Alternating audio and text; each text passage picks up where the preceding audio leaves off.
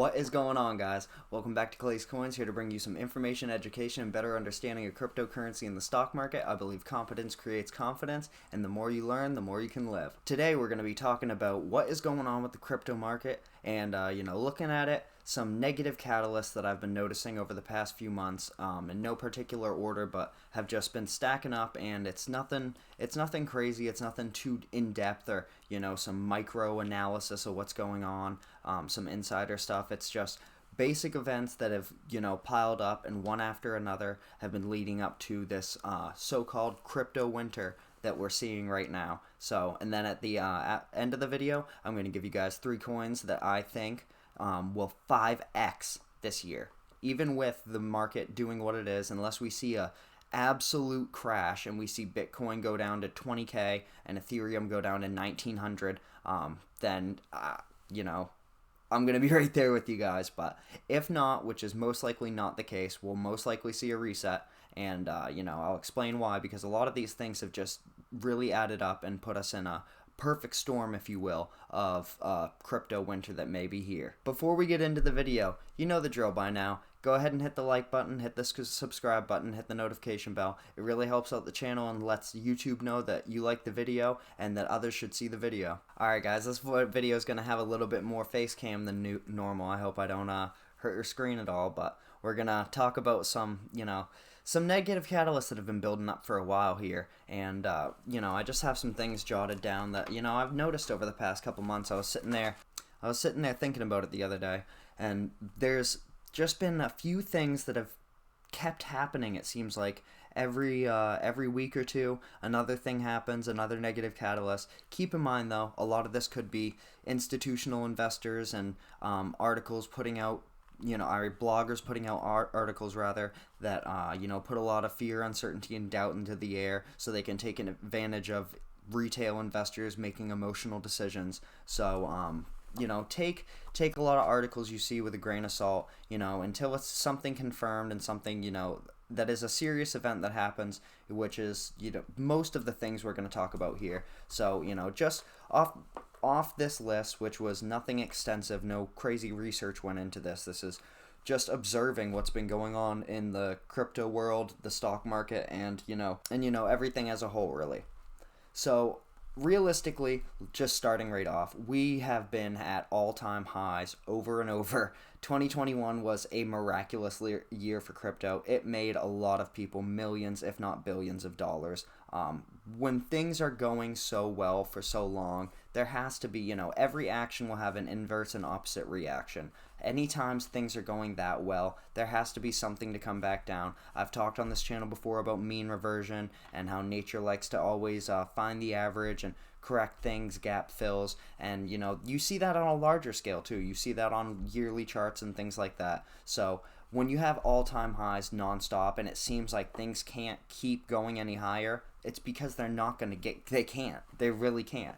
Things can't just rise forever. So keep that in mind always whenever you see a lot of all-time highs. But we're going to get into it and, start to rattle some of these off. These are not in order. These are not in historical or, categorical order. These are things that I thought of. So, we had that SHIB crash in November. That was big. SHIB, whether or not you're a fan of the token, Shiba Inu, the Shiba coin, SHIB, really brought a lot of new investors into the crypto world. A lot of people that I've talked to have really only heard of Bitcoin, Ethereum, maybe Litecoin or Binance, and Shiba Inu. Honestly, more common than, the prior to, but I would say Bitcoin, Ethereum, Doge, and Shiba are the 4 most popular household names when it comes to crypto at this point.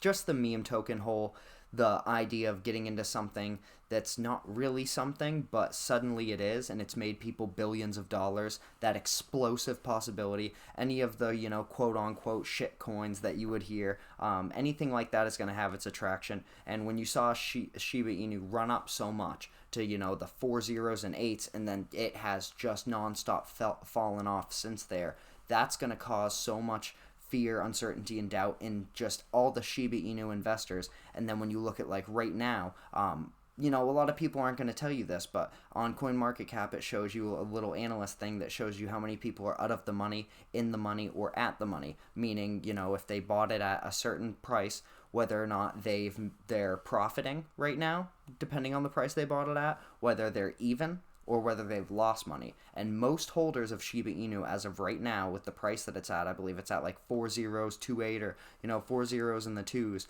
most people are out of the money. Most people have lost money on Shiba Inu. So when you have a coin that is massive in popularity, losing people money like that, it's going to spiral, and that is going to cause an atmosphere around it of fear of the next investment may going that way. So you have a hesitancy there that didn't really exist before, and it's just one coin. But when it has the popularity and the traction that something like Shiba Inu or Dogecoin have, it has a lot of pull and sway into the way people feel and the attitudes. These are all things we have to keep in mind, is the attitude and the mental aspect of the individual investor. Because when it comes down to it, all of us are just people, and we're humans buying things and selling things at a certain price, and then we get an entire market out of it. So there's a ecosystem that you can really get in depth in, or just look at, certain things really do matter. The Fed retiring the word transitory for inflation. Many knew it was coming. Many knew it shouldn't have never stuck around as long as it did, but that was definitely a catalyst. The December 3rd, what the variant was called, crash. I'm not going to say it on here because I don't want to risk anything, but when that word mutation of it was discovered, there's a huge stock market crash.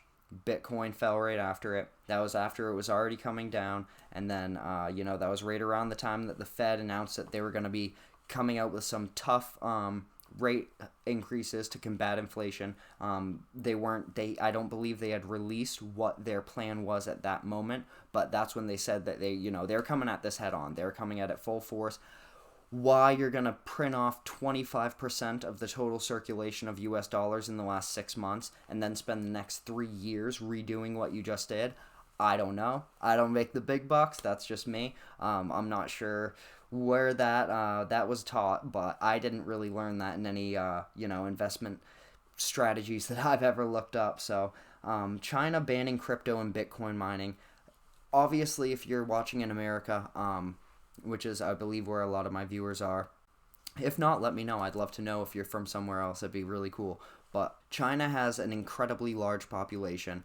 They have a huge consumer base over there, and the amount of money that flows through China, in and out of China, is just absolutely astronomical. So when, they're banning cryptocurrencies or mining of cryptocurrency, taking that large of a population out of the picture is gonna, it's really gonna do some damage there, and it's gonna be noticed on a broad scale. Then you have them threatening the delisting of stocks, and no, crypto isn't part of the stock market. But if you don't believe that cryptocurrency, Bitcoin and Ethereum especially, because they pave the way for everything else, if you don't believe that they are correlated with the stock market, then you haven't been paying attention, and you're going to end up losing money. You need to pay attention to what happens in the stock market, because it's very rare that the stock market is crashing and crypto's doing very well. Certain cryptos might, but 10 cryptos being up 10 or 15%, while the other 15,000 cryptocurrencies are down 20%,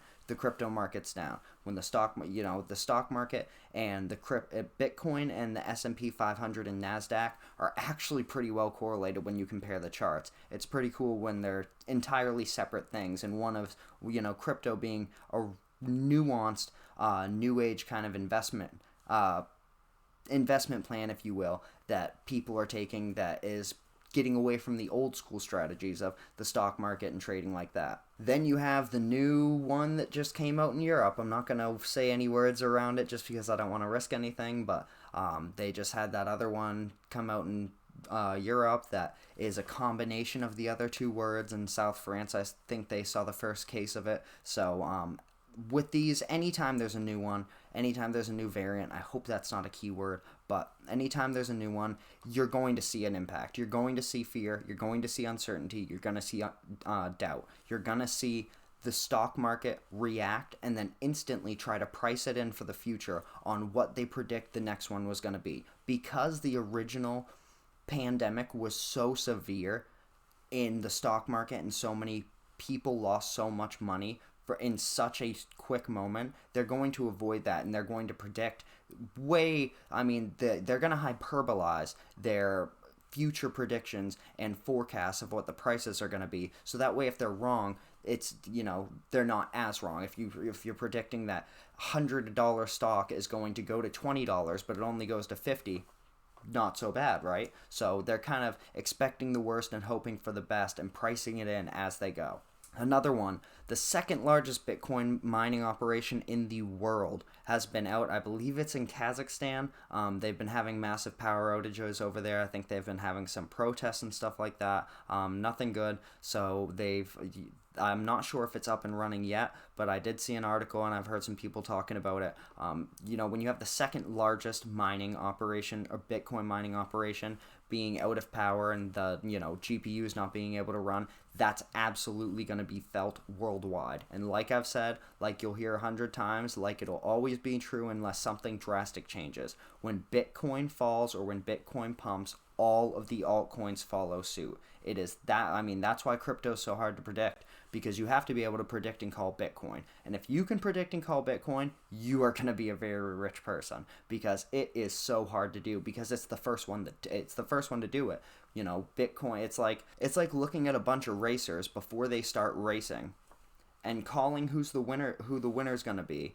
But not only that, you're not only calling who the winner's going to be, you're going to call the places of all the other ones and how they're going to do in correlation. It's impossible to do. It's not impossible by any means. I'm sure there's some quants on Wall Street who are figuring it out, but as of right now, I have not met any person who can correctly call Bitcoin consistently, at least. And then the most recent one I'm going to say is the Fed officially announcing another, I believe it was today or yesterday, that there will be 4 increases in rates in 2022, 2 in 2023, and either another one or 2 more in 2024. So that is being felt, and when you put all of these things together, you have stacks and stacks of negative catalysts just building one after another, and then they hit the point where everything has to come down. Everything's going to reset. It's going to figure out what things are worth. Price and value are not necessarily correlated, which is why you need to look at what cryptocurrencies, like the couple I'm going to show you, that are very, very undervalued right now. And just because their price is low doesn't mean they're, the people behind them or their beliefs or what they do has changed at all. Their utility hasn't changed, their value hasn't changed, but their price has. And that's where a lot of money is to be made. And I'm not going to take up too much of your time with these coins, just because I'm sure this video has been long already. But these aren't really numbered, but number 1, Solana, ticker symbol SOL. Ethereum needs Solana. Solana has made everything so much faster. Let me just pull up my notes here. I'm going to say that Solana is looking like a $400 to $500. As long as we see a good reset, I can see a $400 to $500 Solana by the end of this year. December, Q4 Solana being 400, about the 400 range. Really high projection 500, more conservative I would say 300. But looking at the market cap of Solana, I can absolutely see it getting up there. I can absolutely see Solana moving itself right up here over BNB, over Tether. I can absolutely see it flipping Tether and sitting right under Ethereum at about a $200 billion market cap. Without question, it can get to, can Solana, which Ethereum is rather reliant on right now. I'm a huge fan of Ethereum, but until Ethereum 2.0 comes out, it's not fast enough. The gas fees are too expensive, and it needs a lot of things built on top of it to help it out. But if Solana can pull its weight as it keeps going, keeps progressing, and progresses with Ethereum and moves with Ethereum, then, and with Web3 and things like that, then Solana is going to do very well, and I can absolutely see it being the 3rd, if not the 4th or 5th at the lowest. I'm going to say the 4th. 3rd or 4th, Solana will be right here by the end of this year. This is not for newcomers. Biconomy, ticker symbol BICO. Bico is it's one that I am a big fan of, but I think it really came out at the wrong time. basing it came out just as all these negative catalysts were stacking up. And if this crash doesn't kill it and doesn't really, because so much of a coin's launch is based on momentum and so much pumping, so much profit that they can bring in. And when you're launching a coin and it's getting publicly traded as everything is crashing, it takes so much away from it. I mean, look at rank number 180, and I would say that is an optimistic ranking for where biconomy is. I would say there's plenty of other coins that I would consider better investments in the 2 to 300 ranges for the ranking, and biconomy's up there. I can absolutely see biconomy hitting $15 by the end of this year, upwards of $20. The flip potential and the 5x, 10x gains are absolutely there. Seeing a market cap at $3 billion would not be out of the question. And even fully diluted, I mean, that would be 40. There's no question there. It's reduces gas fees on Ethereum by up to 40%. And a really cool thing about it, because it's they're really trying to utilize and make Web3 as easy to use as Web2 as it comes out. They're kind of looking towards and not really looking for right now. So biconomy is definitely a good long-term investment. But if you're looking to get in this and swing or try to flip money, I would be careful, especially with the way the market is looking right now. But a very cool feature of biconomy is that you can use any ERC20 token to pay Ethereum gas fees. It doesn't necessarily have to be Ethereum, and as of right now, that's not a huge feature, but it's cool. It's nice to be able to not rely on having a bunch of Ethereum in a wallet to pay for gas fees. I don't necessarily know why, but when you can save 40%, especially if you can use a native token or something like that, you can absolutely make some money and save some money long term when it comes to that. Alright guys, I'm going to wrap it up, give you one last coin. Loopring, ticker symbol LRC. If you've seen this channel, you know I'm a huge fan of this. It has the fastest and most secure layer 2 transactions. Vitalik, who is the creator of Ethereum, is a big fan of it. He sees a future in Loopring. GameStop and Loopring have rumored to be doing a collab on an NFT marketplace anytime you have GME or AMC into crypto. I mean, that's a recipe for an explosion to the moon. So if you're looking at riding that, getting in that ape mentality with it, you can definitely look at Loopring to be in there with GameStop and AMC and looking for the absolute moonshots. So LRC is huge. I would be careful short term, and I'll show you why. Pulling up the chart and looking at Loopring, I have it on the 4-hour candles here, so you can see that just means that every one of these green and red little candlesticks here are 4 hours. It's a 4-hour time period. The MACD doesn't look that great right now. It's crossing back over. It's looking rather oversold, but those indicators are simply indicators. It's nothing set in stone. What I would be looking at, which is a very visible and nature's way of letting us know, is the trends, the trend line, and the Fibonacci levels. It is looking like it's holding a break of this Fibonacci level of about $1.60 or so. It should. I did not think that Loopring would be going down to about $1.07, $1.09, wherever that fib level is right there, but it absolutely could. With the way the market is going right now, that is the lowest I can see it hitting, is the $1.07. I'm telling you right now, this is not financial advice. I am not a financial advisor. This is in no way an indication to buy, hold, or sell any crypto or stock. If this goes to $1.07, what I am doing is absolutely loading the boat. As you can see, these blue lines right here, these darker blue lines, is kind of the top, and how that has been trending over the past, since the end of November. You can see here where it's topped out at, and it's kind of, you can see it's kind of come up and touched it a couple.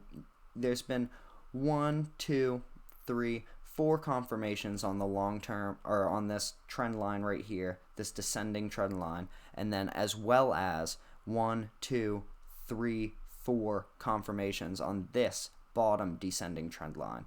When you have something like that, it's like I said, no one has a crystal ball, no one can predict the future, but when you have indicators like this, you have confirmations, and you can see a pattern, which humans are excellent at recognizing. There's something there. It shouldn't be ignored, and you shouldn't look past it because you think the potential to make 5x gains is there. What you need to understand is I'm not in any way saying go get these coins right now. I'm saying watch these coins. When these coins hit great buy points, which they will very soon, they are going to absolutely go parabolic. And when they do, you don't want to be picking up a Solana at 240, 260, 280 when it's on its way to 300 or 350. You want to get it now. If you don't want to get a LRC, you don't want to grab loopring when it's at $3 or $3.50 or upwards of $4 like it's been at before. You want to get it when, if loopring falls to, this is why it's very important to not be emotionally invested, because even if you're an investor in this, when you see the price coming down, you want it to come down to pick you up. Like Kenan Grace always says, you want it to come down so you can get it at a lower cost and then ride the wave back up, and then your percentile chance of profiting when you're buying towards an all-time low is so much higher than when you're buying towards an all-time high. When you're buying on the way up, you're cutting yourself, you're lowering that ceiling for how high your profit can even be. Rather, you're not lowering your ceiling, you're raising the floor is exactly what you're doing. Rather than giving yourself so much room to jump up and flip and go 2 times, 3 times, 5 times, whatever, you're raising the floor where you're buying it, and the higher you buy it, the less room you have to grow. The less room the crypto has to grow, as you've seen. So that's why you always want to buy low, sell high, but be careful and don't buy the first dip. Watch how the market's going, check out the Fibonacci levels, and if you don't have time to do anything like that, that's why I'm here. Go ahead and hit the like button, hit the subscribe button, hit the notification bell so that way you never miss an update on the channel and you don't have to spend all day looking at charts. I can do that for you. That's it for today's video, guys. I just wanted to give you guys a little bit of an update on what's going on with the crypto market and put things into perspective.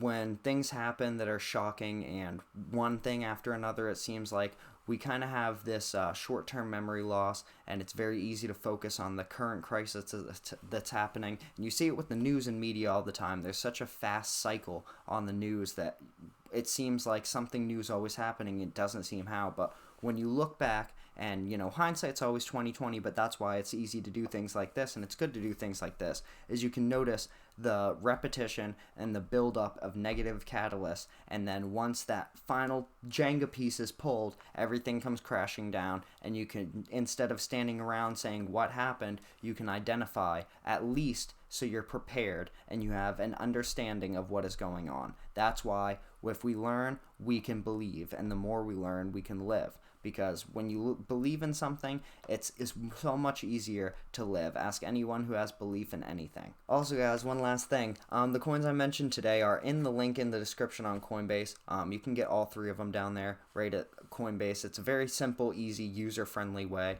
You get some free Bitcoin for depositing $100 or more and doing the email and ID verification even. You get some free cryptocurrency. So go ahead and take advantage of that and have a good day. Get out there and make some money.